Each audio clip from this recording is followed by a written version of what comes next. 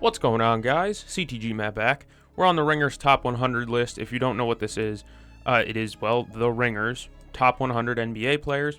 It is created by, where the hell's the creators' names? I think it's in here, Rob Mahoney and Danny Chow.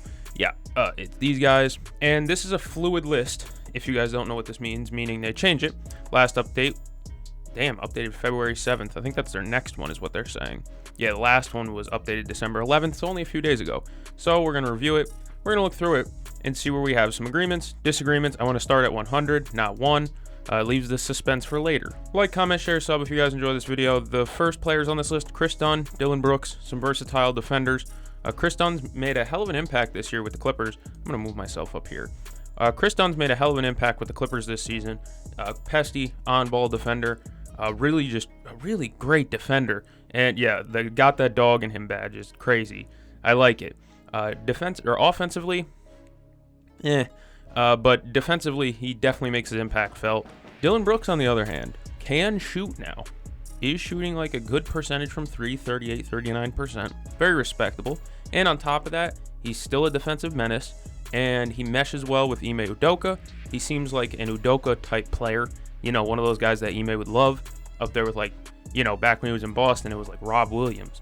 You know, guys that he loves that are just, you know, menaces on the court, really. Cam Johnson should be on everybody's trade targets. You know, if you can afford him, you should want him. He's one of those guys.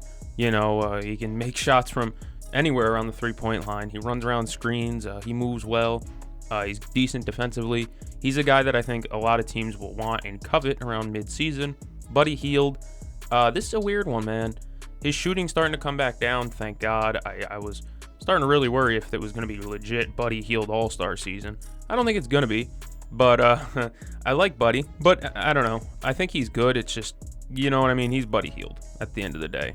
Anthony Simons, he's fallen a while. Man, he's having a rough go of it this season. Like a really bad season, it seems, at least to me. Shooting-wise, it's not there. And then, of course, defensively, he's always going to struggle. He's 6'3", 180. It's his sixth season. Wow. He really came into the league that young. Wow. I did not know that.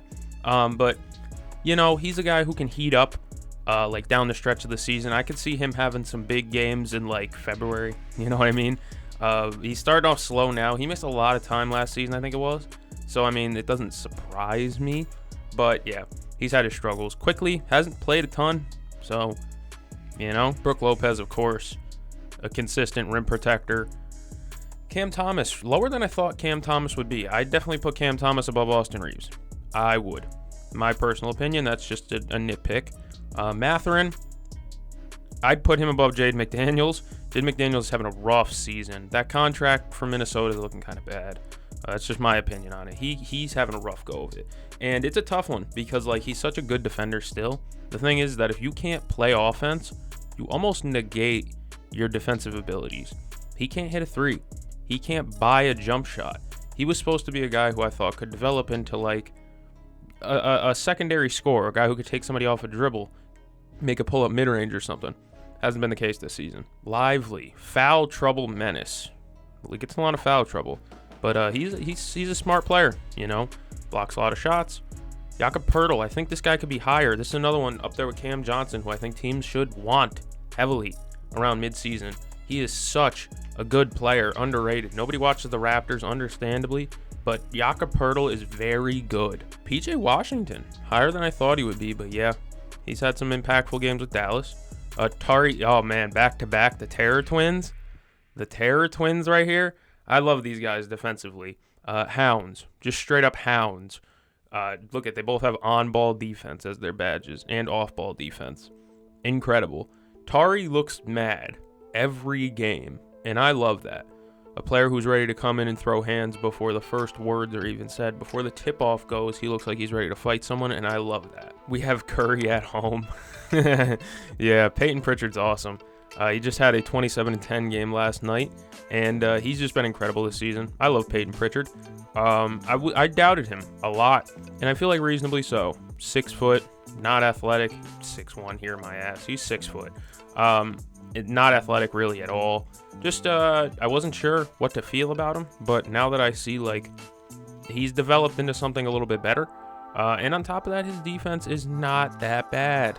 He can stay on the court, is what I'm saying.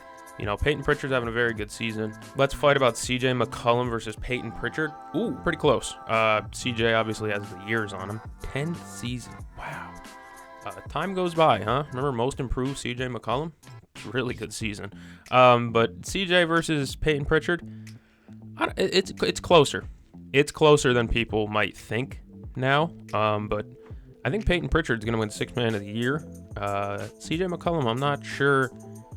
You know, it's hard to talk about the Pelicans because nobody wants to watch them, let's be honest. Miles Turner, he's having kind of a weird season. Nobody on the Pacers is having a good season, really, except for Mathurin and I guess Turner a little bit.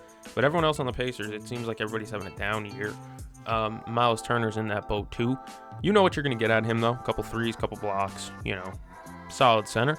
Trey Murphy, another Pelican that it's like, yeah, he's good, but are they going to move him? Are they going to keep him? I don't know. Josh Hart can't shoot from the corner. Fun fact. Can't make a corner three. I'll keep going until I find one that's like more controversial. Naz Reid's fallen a little bit. Yeah, that makes sense. He's having a rough year. Vooch, I think he could be a little bit higher. I think I'd have him above Alex Caruso. I would have Vooch above Alex Caruso right now, just in my opinion. I would probably have a lot of these guys above Alex Caruso. No offense to Caruso. He's still a good ball player. He can defend his ass off, but his offense is rough. And I'd just rather have Naz Reid than Alex Caruso. I'd rather have Jeremy Grant than Alex Caruso. I'd rather have Trey Murphy than Alex Caruso. I'd rather have Josh Hart than Alex Caruso. These are just opinions. And it's, like I said, it's no dig, but it's just, there's guys I'd rather have above him. Brandon Miller, Mr. Potential. Yep. Bradley Beal is low. I understand it, but it just feels weird. It's a guy who we talked about was in like top 15 conversations a couple of years ago. You know, it's crazy how it turned out. That Suns team is looking weak.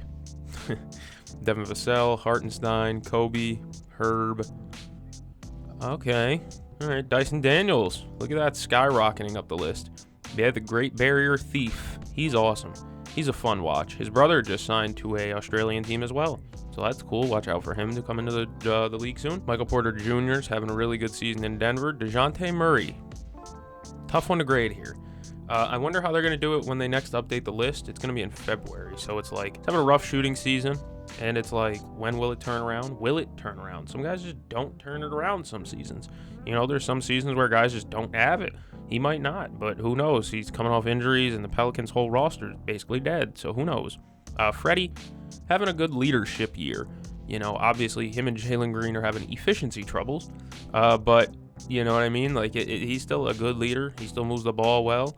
Yeah, just another Udoka ball kind of guy. Kale. Eesh. I'd probably have him lower. If you ask me right now, would I rather have Michael Porter Jr. or Mikal Bridges? Probably going to take Michael Porter Jr. If you ask me, would I rather have Dyson Daniels or Mikal Bridges? I might take Dyson Daniels. You know, small adjustments, but I don't know. Mikal is not my favorite right now. His defense is definitely not as good, in my opinion. It's still solid, but I don't look at him and see like the stout defender that I once saw. You know, I don't know. RJ Barrett, yeah, he can hoop. Combustible athlete. What a weird description that is. I like Zach. He's having a good season where I think, to be honest, he could work himself into a couple of picks. Hopefully the Bulls end up getting some value out of those guys that they're going to end up moving. But Zach is having a weird season. You know, is he having efficiency troubles? Do they show his stats? Yeah, 43% from three is freaking legit. My God. Great season from Zach LaVine. Norm Powell. Isn't this wild? Who'd have thought Norm Powell would be on this list in 2024? Who would have thought? I mean, this is just incredible. Biggest riser in the updated rankings. Yeah, I would hope so. 31 spots higher. Yeah, and he deserves it. 23 a game, 49% from three, over one steal. It's the NBA, man. Some guys just do it some years, you know? He should win most improved player, in my opinion. If I had a vote, it'd go to Norm. Heroes having an incredible season. Jalen Suggs trying to carry the load right now without PB or Franz. You know, he's gonna have to carry the load. It's just his team now, I guess. Him and Goga.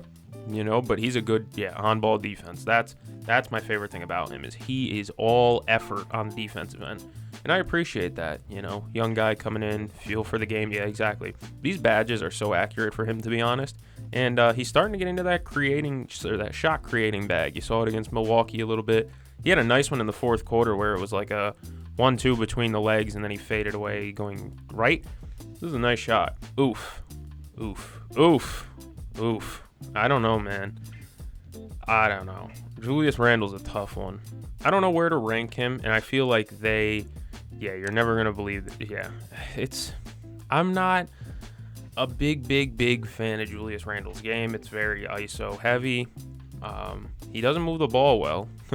Is a basketball cilantro. Either you find him welcome peppery addition in the way he rounds out, or you feeling like you've been eating soap. Yep, Julius Randle is very hot or cold, and he plays for Julius Randle, and that's kind of what I don't like about him. Brandon Ingram, in a different sentiment, he's hurt right now. I don't even want to talk about him. He's hurt. Desmond Bane, struggling, man. Yeah, slow start. He's starting to refine his unusual, inconsistent jump shot. Yeah. Ooh. Draymond. I might whip you a hot take to say I'd have Draymond over Jamal. I might take Draymond over DeMar. He's holding together that defense. Can I be frank? He is podcast bro. Come on. But I don't know. I value the defense. He moves the ball well. So Draymond, in my opinion, is a better passer, defender, and rebounder than Jamal Murray is. And Jamal Murray is the better scorer, but Jamal Murray hasn't really been able to score this season. So I don't know. I may take Draymond over him. Same with DeMar. He's just been that guy for a while, but I'd rather have the guy who does more things well. Draymond's a jack of all trades, dude, and he's shooting like 40% from 3 this year. Let's see if they show that. No, he's shooting well this year too. So, you know what I mean? There's really no knock on Draymond right now. Damn, Z. That's tough. This is a guy who was top 20 like last year, maybe the year before. The year that he was pretty healthy. I think it was last year. He played like 60-something games. That's good for Zion. But it's a damn shame. Human highlight, injury concerns. Man. I don't know. There's some belief in me that's like, Zion can still do it. But obviously his knees disagree, his legs disagree, his body disagrees. KP, another guy who has injury concerns, but that's another Boston Celtic in the top 100. Oh, there's another Boston Celtic in the top 100. That's 3. So I'm assuming you're going to have 6. Derek White's going to be on here. So you're going to have 6 Celtics in the top 100. What a team, man. Kristaps, of course, bringing the rim protection back. I said in my last video things I hate about every NBA team. I mentioned that the Celtics don't defend well in the paint. And, Kristaps back definitely changes that. We saw that against Detroit last night. If you watched that game, you saw multiple layup attempts at the rim where they were just straight up missing them because Kristaps was there. He also had an incredible block on Tobias. He had an incredible block on Malik Beasley, too. He had a couple great blocks at the rim. He's just special. Drew Holiday, having a weird bad season, good season. He's still my captain. That's my captain. He's such like a good vibe magnet too, and plus his defense is valuable. Passing lane god. He could shoot sometimes. He's struggling this year, but when he's knocking out his he's starting to turn it around. I think that game against Memphis was the Joe Mazzulla special where he was like, Drew, you're struggling. We are going to put the ball in your hands and you're going to miss a ton, but let's see if you can get a great game. He didn't have a great game. But it helps. It helps when a coach believes in you and shows you stuff like that. Jalen Johnson. Whoa. I was going to stop and talk about Jalen Johnson, but whoa. 45? That's low. That's low, too. Oh, my God. It's how deep the league is. I'm sorry I'm taking Cade over Jaren. I'm taking Cade over OG. OG? No disrespect, but I am ask a Knicks fan, would they rather have Cade Cunningham or OG? And if they don't take Cade Cunningham, they are clearly biased. This is too low. Cade Cunningham is the engine of Detroit Pistons, and when it's not Cade Cunningham, it feels like literally nobody sometimes. I'm not a Pistons fan, but I've watched a lot of Pistons games this year, albeit. They're the East Coast team, so they start at like 6:37 most nights. First game on. They're a fun watch when Cade's playing, and he is a master. I think he's like third in the league in triple doubles this year. Like, Cade has been that guy. And I don't know, man. That's ridiculous. It's a little low. I got to see more, but it's low. Scotty feels low too because he literally does everything. Scotty Barnes does everything on the NBA court. He defends, he rebounds, he passes, he steals, he scores, he assists. What do you want? And he shoots now. He makes threes. Of course, his ankle, shame. He just went down. Yeah, right ankle sprain. Sad, but Jaren and OG, it depends on how much you value good defense. Okay? It really does.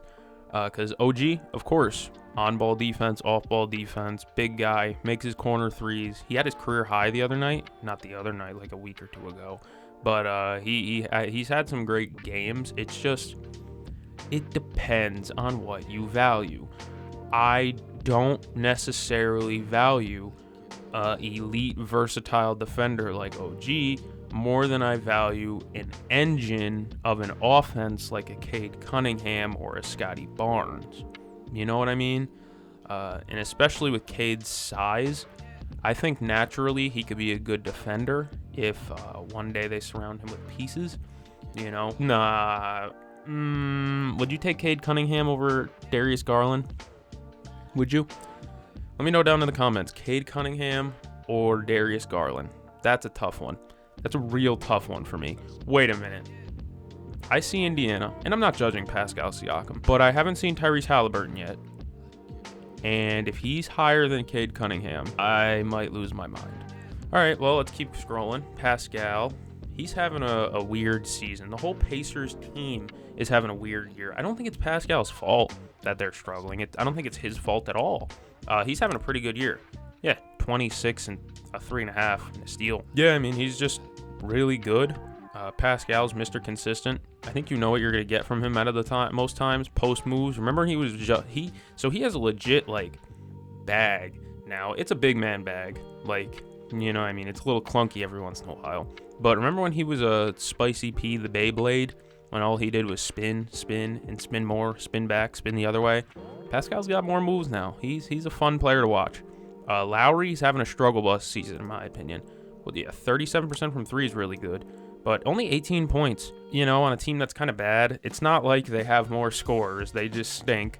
John Collins is having like a breakout season for whatever that's worth. Alp, I like Alp. I would definitely put Alp over Paul George. Again, Paul George is a tough one because he's having a struggle bus season with the 76ers. 31% from three. That's hideous. That is hideous. But it's just the cursed GQ photo shoot. Oh, man, with the Pacers. He's talking about the one with David West and Roy Hibbert and George Hill. Oh, that was so cringy. I hated that. But I don't know. Trae Young, another engine of an offense. Some people don't like Trae Young, and I understand it. If you're a Knicks fan, you probably don't like Trae Young, but Jalen Brunson was right. If you don't want him to celebrate on your court, don't let him beat you. But I don't know, bro. I'm just, Cade is better than, I would say, Paul George. I would take Cade over Paul George. I don't know. I'm overvaluing Cade, maybe. Let me know. But Paul George is having a struggle bus season. He's moved down. They're saying he shot down. Understandably so. But there's some guys that I'd still take over him. Trae Young, yeah. All right. They're having a fight about Trae Young versus Derek White. Oh, my God. The fact that this is a real conversation in 2024, imagine telling somebody in 2021, like after the Hawks, was it 2021 or 2022 that the Hawks made their run? Ooh, it was 2021. Yeah, because that was when the Bucks won the finals. Yeah. So imagine telling somebody in 2021 that Derek White versus Trae Young would be a real conversation. It is. I'd probably rather take Trae Young. Obviously, it's different on the Celtics because Derek White's more of a complimentary piece. But just the way he plays the game the right way. White, he's not the playmaker Trae Young is. He's not the scorer Trae Young is, even though Trae Young's been inefficient. But Derek White's definitely the better defender. He's the best shot blocking guard. Maybe the second best shot blocking guard of all time behind Dwayne Wade. And it's just, what do you value? Again, it's just another one. What do you value? Trae Young in the fact that he's averaging what? If I had to guess, 21 and 11. My bad, 21 and 12. Sorry, Trae, I disrespected you by 1 assist. He leads the league in assists. I think he's on pace to like tie a Stockton record or some shit, one of Stockton's records. I don't know. I'd just rather have Trae Young. If I'm starting, so how I view it is like if I'm starting a team from scratch, from dead nothing. If I'm starting a team from dead, bare minimum nothing, holy, no way. Devin Williams is a Yankee, folks. Devin Williams is a Yankee. Beautiful. All right. Derek White. You know what I mean? It's just, if you're starting a team from scratch, that's what I was talking about. If you're starting a team from scratch, would you rather have Trae Young or Derek White? I'm sorry, I'm taking Trae Young. You know what I mean? I'd rather have an engine of an offense who struggles on defense than a really good complementary guard who is a really good defender. Chat, I think he would be, yep. The Hallie's here. Yeah. What are we doing? What are we doing here? What are we doing? What are we doing here? What are we doing here? Why? 17 points, 8 assists, 33% from 3. Let me find him. 17 points, 8 assists. Oh, 24 points, 9 assists, 7 rebounds. Can go fuck itself. No.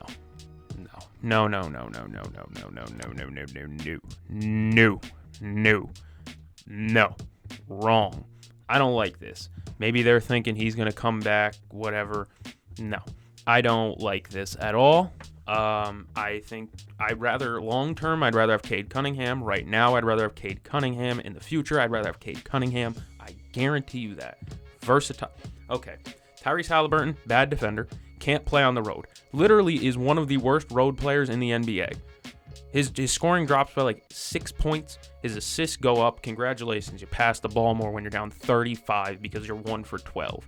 I'm sorry. This isn't a Tyrese Halliburton hate show right now. I don't know what to say. Stop taking drugs, kids. That's bad. That's bad. That's my big complaint.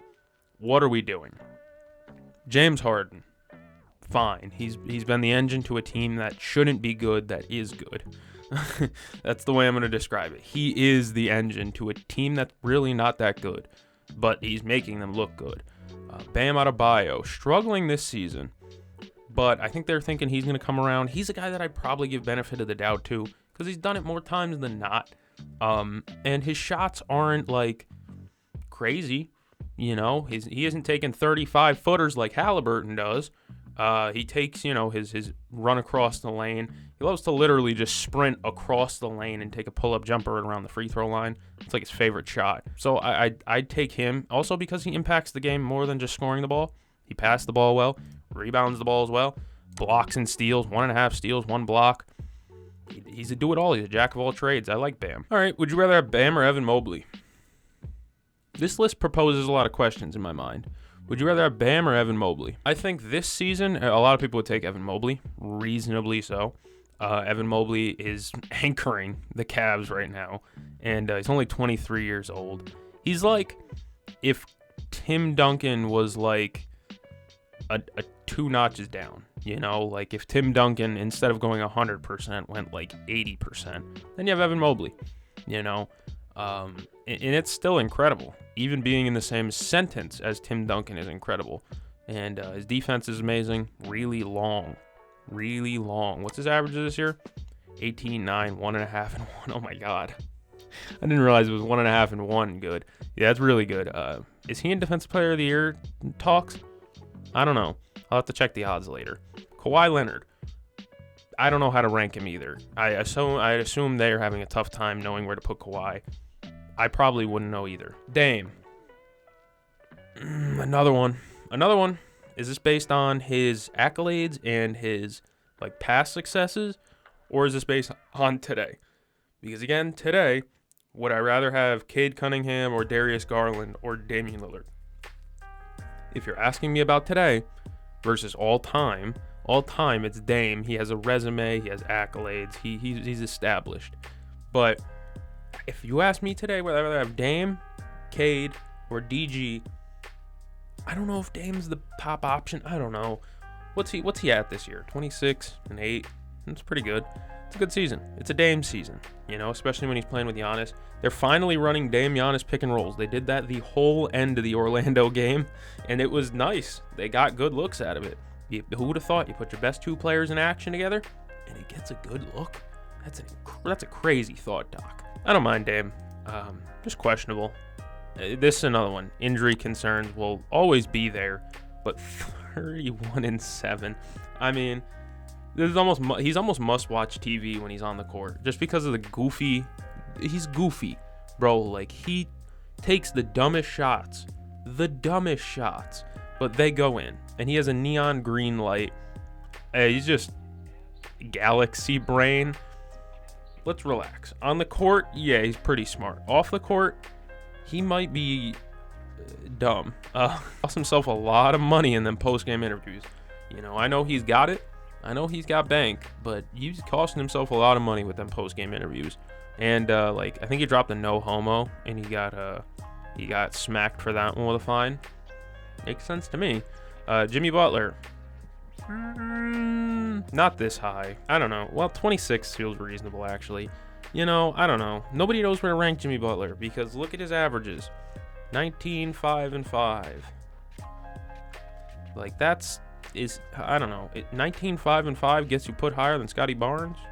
I don't know.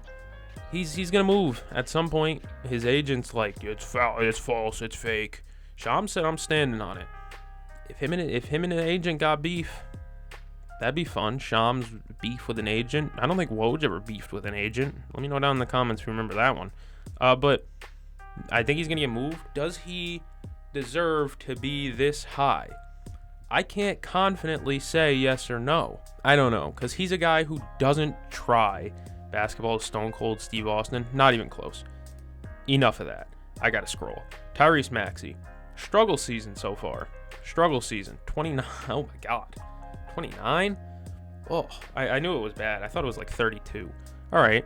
5 assists, still pretty good. He's a guy who's going to strive when Joel's fully healthy and playing every day, and when Paul George starts getting his game back, because he's good when he's not relied upon to be like the shot creator. When he's allowed to like run around screens and, you know, run on fast breaks and run DHOs with a good big man, not DHOs with Drummond, not DHOs with Yabusele, DHOs with Embiid, he's dangerous.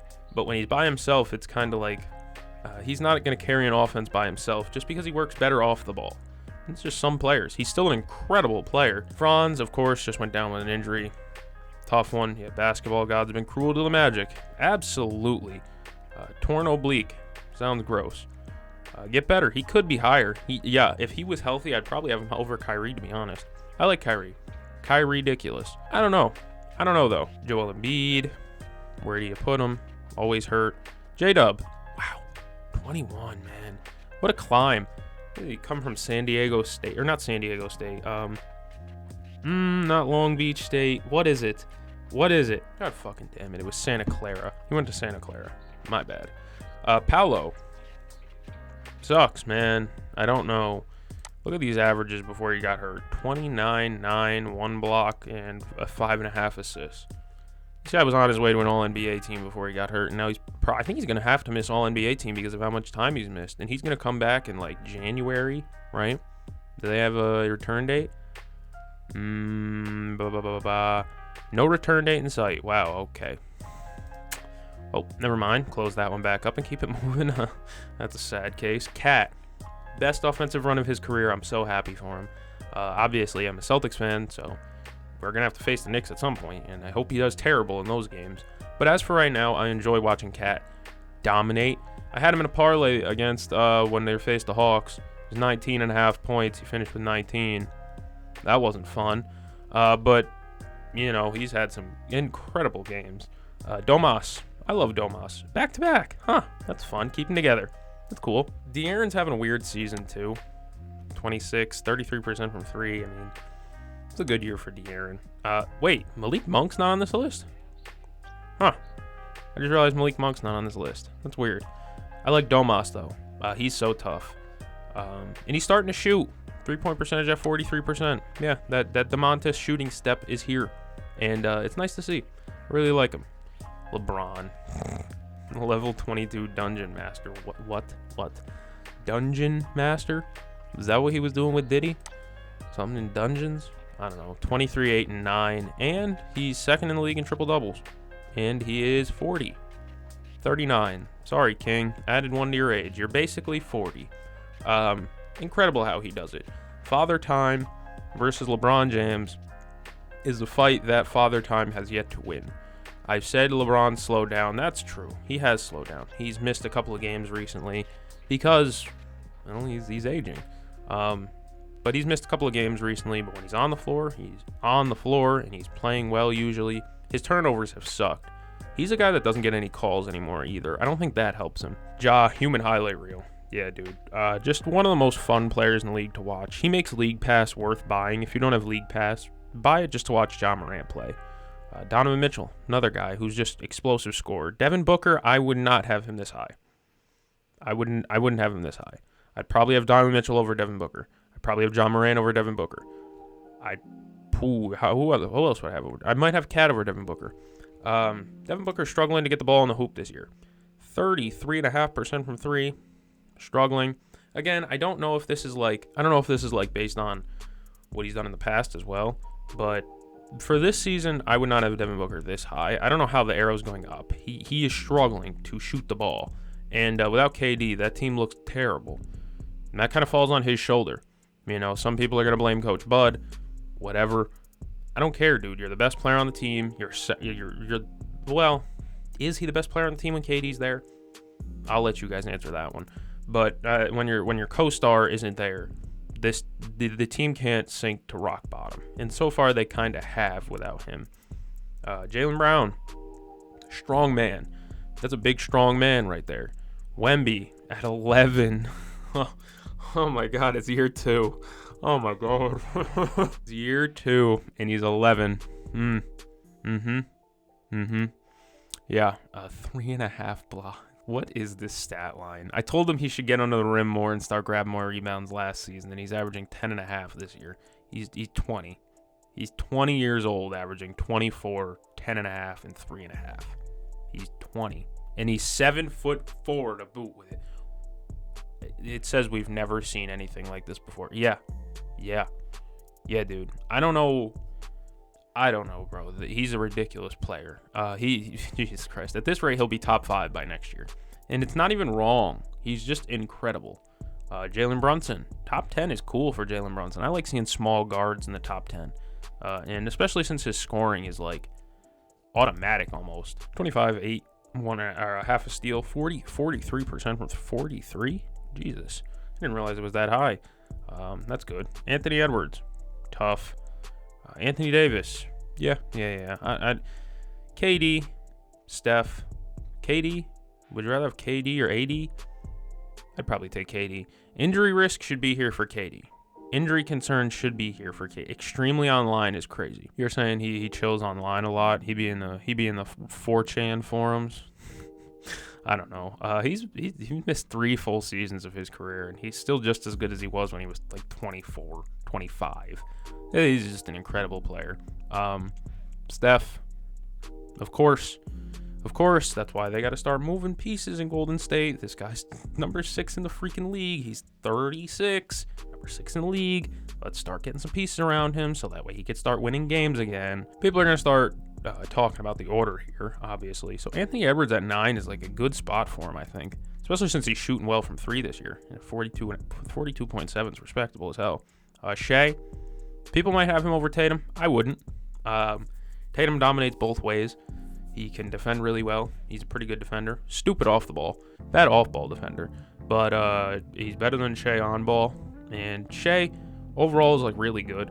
But with Tatum's efficiency up, I think the gap in scoring is not as big as some people, specifically Thunder fans, would make it seem like. And on top of that, like I said, the defense covers up. Even if you think that there's some big gap in scoring, there's also a big gap in defending.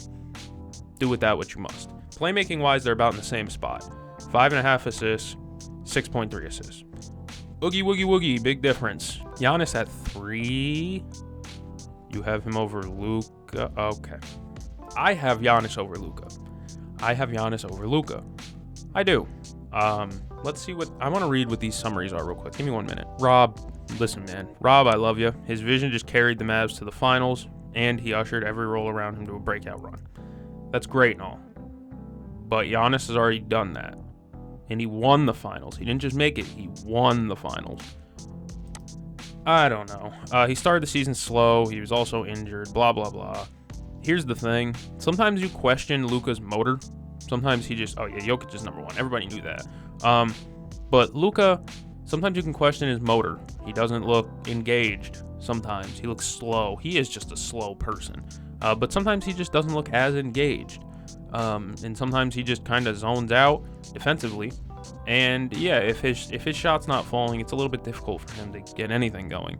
One guy that you never have to question motor with, Giannis. It's literally 98% motor. That's like his game is just being the most energetic, aggressive, angry person on the court 24/7. You can't stop him because he's just pure aggression. You know what I mean? I don't know. I'd rather have Giannis than Luka. Also, the two-way ability. Luka's defense was very bad in that playoff run, especially in the finals. It was really, really, really bad in the finals. So I'm going to take the guy who has no defensive concerns in Giannis. People are like, he doesn't pick up the best player, blah, blah, blah. He's 7 foot. Do you want him to guard Darius Garland or Donovan Mitchell? No, I don't. He's 7 foot. He's just hell. I don't know. I just like the motor of Giannis more than I like Luka's motor. And then, like I said, Jokic number 1. What else were you going to expect? You know, I get it. You might want Giannis's, this is where I'll argue against Giannis. You might want Giannis's abilities defensively, but Jokic has started to cover up that defensive downside a little bit. His hands are quick, you know what I mean? He tips a lot of entry passes, so on pick and rolls, when the point guard tries to dump it down to the big man on like a little bounce pass or whatever, Jokic's hands are good. And on top of that, I mean, the Nuggets might be, and this is no exaggeration, the Nuggets might be the worst team I have ever watched when Nikola Jokic isn't on the floor. I'm not trying to exaggerate.